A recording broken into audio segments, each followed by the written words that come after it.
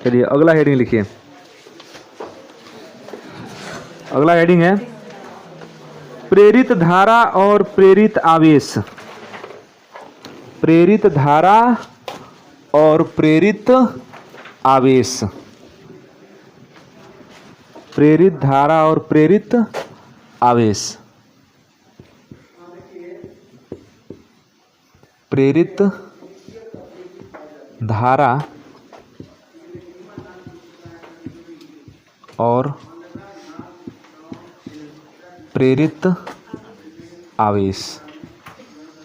प्रेरित धारा और प्रेरित आवेश। देखिए प्रेरित धारा और प्रेरित आवेश, हेडिंग लिख लिए सब लोग। अब समझिए, मान लीजिए कि हमारे पास एक कुंडली है, एक कुंडली है और उसमें कुंडली में n फेरे हैं। माना एक कुंडली है, उसमें कितना फेरा है, n फेरा है, और उस n फेरों वाली कुंडली में डेल्टा t समय में चुंबकीय फ्लक्स में परिवर्तन डेल्टा फाई भी है। तो हम लिख सकते हैं कि माना n फेरों वाली एक कुंडली में डेल्टा t समय में डेल्टा फाई भी, डेल्टा t समय में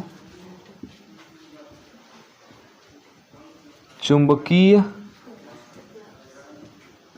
फ्लक्स में परिवर्तन, चुंबकीय फ्लक्स में परिवर्तन डेल्टा फाई बी है।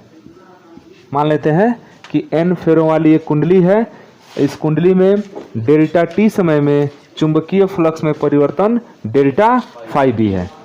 तो जब चुंबकीय फ्लक्स में परिवर्तन होगा तो यहाँ पर क्या उत्पन्न होगा, विद्युत वाहक बल। यदि प्रेरित विद्युत वाहक बल E हो तो हम लोग E का फार्मूला क्या जानते हैं बताइए। E equal to minus n delta phi B बटा डेल्टा t। इसमें तो कोई समस्या नहीं है किसी को। ये फैराडे का पांचवा नियम है, पांचवा नियम है। हाँ, ये थोड़ा ध्यान रहे कि कौन सा नियम है। तो फैराडे का द्वितीय नियम है यह, 5 तो उसका था ही नहीं। पहले इतना बोलिए, समझ में आया कि नहीं, जितना लिखे उतना। माना n फेरों वाली एक कुंडली है और उस कुंडली में t समय में, डेल्टा t समय में चुंबकीय फ्लक्स में परिवर्तन डेल्टा फाई भी है। तो जब चुंबकीय फ्लक्स में परिवर्तन होगा तो विद्युत वाहक बल उत्पन्न होगा। अब वो विद्युत वाहक बल हम मान लेते हैं कितना है, E है। तो फैराडे के द्वितीय नियम के अनुसार E equal to minus n delta phi B बटा डेल्टा t, ये होता है ना। अब थोड़ा ध्यान समझिए, इसमें विद्युत वाहक बल E उत्पन्न हो रहा है, तो विद्युत वाहक बल के कारण इसमें धारा भी तो उत्पन्न होगा। विद्युत वाहक बल के कारण इसमें क्या उत्पन्न होगा, धारा उत्पन्न होगा। अच्छा, कुंडली है तो कुंडली चालक तार का है। कुंडली किसका है, चालक तार का। तो चालक तार में कुछ ना कुछ प्रतिरोध भी तो होता है। तो लिखेंगे कि यदि कुंडली में प्रेरित विद्युत धारा I तथा कुंडली का प्रतिरोध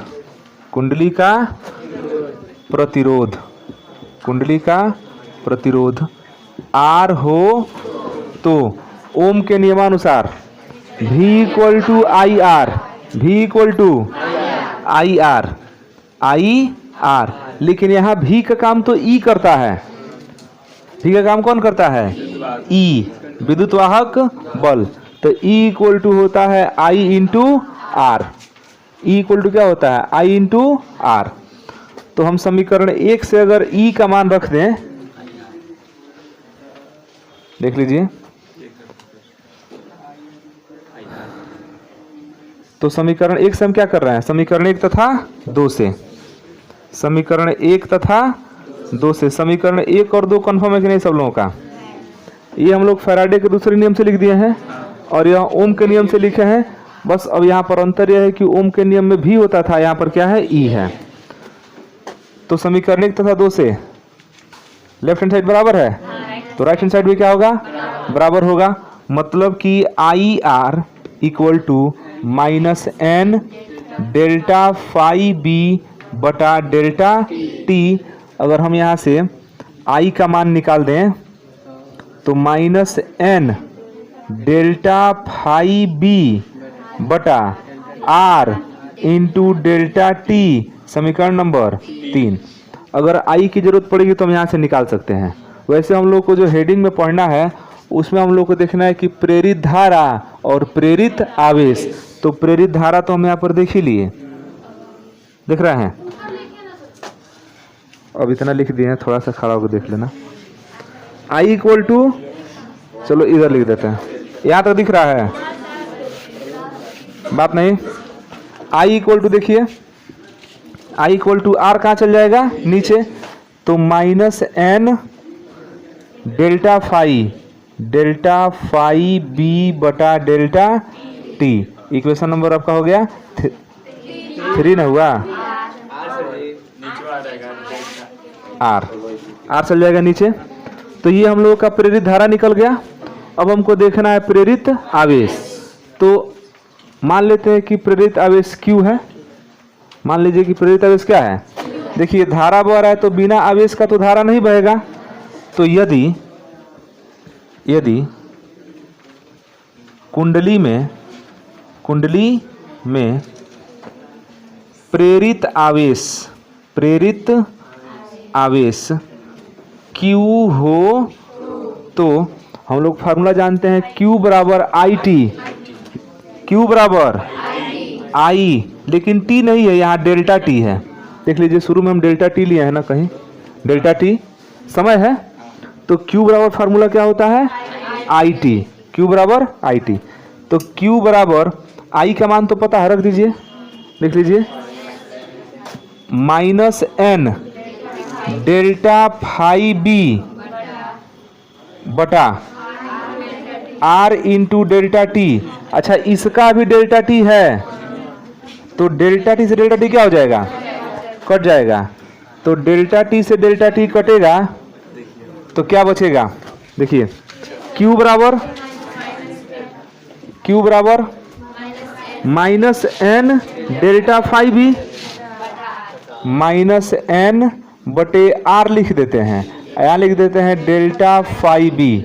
तो ये निकल गया किसके लिए, प्रेरित आवेश के लिए। वास्तव में डेल्टा फाई बी क्या है, चुंबकीय फ्लक्स में परिवर्तन, इन है परिवर्तन है। इसका मतलब कि शुरू में चुंबकीय फ्लक्स कुछ और होगा और कुछ देर बाद चुंबकीय फ्लक्स बदल जाएगा। तो शुरू वाला अगर जो चुंबकीय फ्लक्स है वो φ1 है और बाद में क्या है, φ2 है। ध्यान से समझना, शुरू में चुंबकीय फ्लक्स φ1 और बाद में क्या है, φ2। हम ये लिखें कि यदि प्रारंभ में चुंबकीय फ्लक्स φ1 तथा डेल्टा टी समय बाद, क्योंकि डेल्टा टी समय बाद परिवर्तन हो रहा है ना, तो डेल्टा टी समय बाद फ्लक्स φ2 हो तो delta phi B equal to क्या लिख सकते हैं, φ2 माइनस φ1। क्यों जी, अंतिम फ्लक्स में से प्रारंभिक फ्लक्स निकालेंगे तभी तो परिवर्तन निकलेगा। अंतिम फ्लक्स में से क्या निकालेंगे, प्रारंभिक फ्लक्स, तो क्या निकल जाएगा, परिवर्तन। मतलब delta phi B equal to क्या होता है, φ2 माइनस φ1। तो हम लिख सकते हैं कि Q बराबर, देखिए Q बराबर माइनस एन बटा आर, और डेल्टा फाई बी के बदले में φ2 माइनस φ1। अगर चाहे कि φ1 को आगे कर दें और φ2 को बाद में कर दें तो एक माइनस यहाँ कॉमन निकलेगा ना। जब माइनस वाले को बदलते हैं तो एक माइनस कॉमन हो जाता है, तो वो माइनस निकलेगा, 30 माइनस को क्या कर देगा, प्लस कर देगा। तो Q बराबर N बाई आर, φ1 माइनस φ2। तो ये भी आवेश के लिए फार्मूला है, मतलब आवेश के लिए कितने फार्मूला? 2 फार्मूला। तो ये हमारी जो कुंडली हम लिए थे, इस कुंडली में प्रेरित धारा के लिए समीकरण नंबर 3, ठीक है, और प्रेरित आवेश के लिए इसको चाहे तो समीकरण नंबर 4 और समीकरण नंबर 5। तो समीकरण 3 प्रेरित धारा को दिखाता है और समीकरण 4 और 5 किसको दिखाता है? प्रेरित आवेश को। तो अगर कुंडली में धारा का मान पूछ देगा तो इस सूत्र का प्रयोग करेंगे, अगर कुंडली में आवेश का मान पूछेगा तो इस सूत्र का प्रयोग करेंगे। एक चीज़ और थोड़ा ध्यान देना, ये जो डेल्टा फाई भी लिखे हैं यही चीज़ तो है, φ2 माइनस φ1। तो चाहे तो यहाँ पर भी हम माइनस n ब्रैकेट में φ2 माइनस φ1 और फिर पलट लेंगे कुछ इस तरह का n, और डेल्टा फाई भी कितना? φ2 माइनस φ1, लेकिन पलट देंगे तो माइनस खत्म हो जाएगा, तो हो जाएगा φ1 माइनस φ2 बटा r into delta T, r into delta T. कुछ समझ में आ रहा है? तो ये चीज़ें हम यहाँ भी लिख सकते हैं, लेकिन कोई खास ज़रूरत नहीं लिखने का।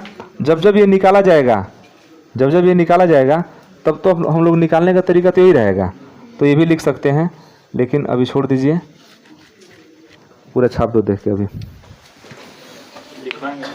नहीं, कुछ भी नहीं लिखाना, जितना लिखाना था उतना लिख दिए ऊपर से। हाँ, देख के लिखिए।